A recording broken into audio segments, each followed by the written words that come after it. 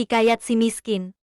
Pada zaman dahulu, hiduplah sepasang suami istri yang terlantar di negeri antah berantah.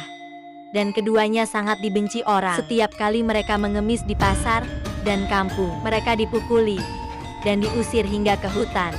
Oleh karena itu, mereka tinggal di hutan dengan memakan batang kayu dan buah-buahan. Setelah beberapa lama, maka istri si miskin pun hamil. 3 bulan lamanya, sang istri ingin sekali memakan buah mangga yang ditanam di taman raja. Maka suaminya itu pun terketukan hatinya. Tak kala ia di keindraan menjadi raja, tiada ia mau beranak. Namun sekarang ia akan memiliki anak dan berkata, "Istriku, apakah kamu ingin membunuhku? Apakah kamu tidak tahu tentang masa lalu kita? Jangan meminta sesuatu. Kita tidak bisa mengambil buah mangga yang ada di taman raja." Setelah istrinya mendengar perkataan suaminya itu, ia semakin menangis. Lalu suaminya berkata, "Diamlah istriku, jangan menangis. Aku akan mencari buah mangga itu dan memberikan kepadamu." Istrinya pun berhenti menangis. Lalu si miskin pergi ke pasar mencari buah mangga. Setelah sampai di pedagang buah mangga, ia ragu untuk meminta buah mangga karena ia takut orang akan memukulnya.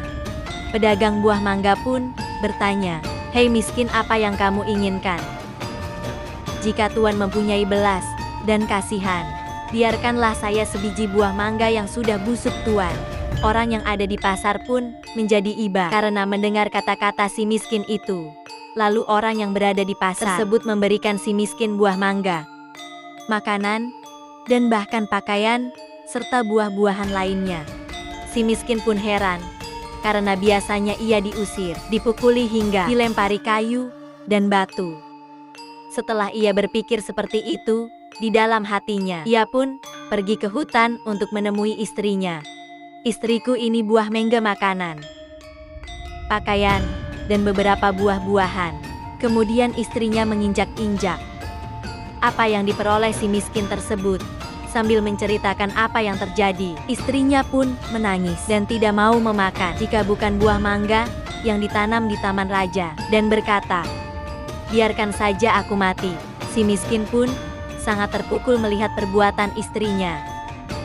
Kemudian ia pergi menghadap Maharaja Indradewa, yang saat itu sedang mengadakan pertemuan raja. Ia pun masuk ke dalam, dan Baginda Raja pun berkata, "Si miskin, apa yang kamu inginkan?" Si miskin pun menjawab sambil bersujud, "Tuanku, ampunilah hamba. Hamba datang ke sini ingin meminta buah mangga yang sudah jatuh ke tanah tuanku." "Apa yang kau inginkan dengan buah mangga itu?"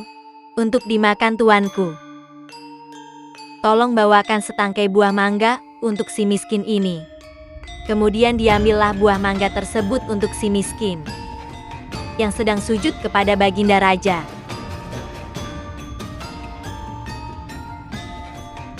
Setelah itu si miskin pun berjalan pulang ke rumahnya.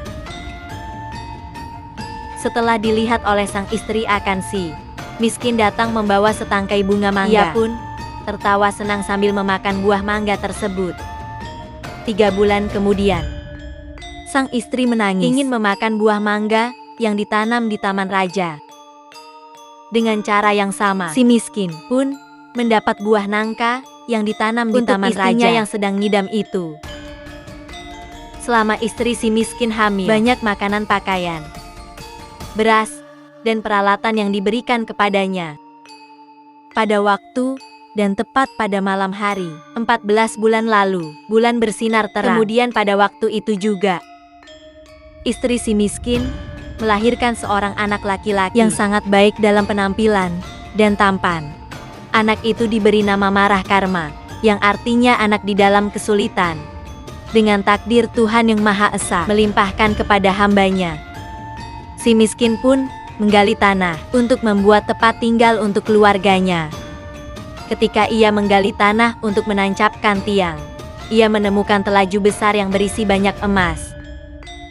Istrinya pun datang untuk melihat dan berkata, "Mas, ini tidak akan habis sampai anak cucu kita, suamiku." Ia pun menjadi kaya dan membeli barang-barang kebutuhannya seperti kendi, putar-putar, pelana kuda, keris, dan sebagainya.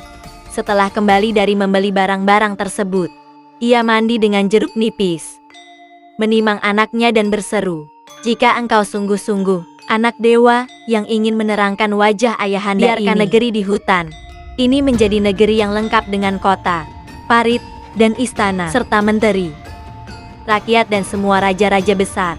Terkabullah permintaan itu, dan si miskin menjadi raja, dan berganti nama menjadi Maharaja Indra Angkasa.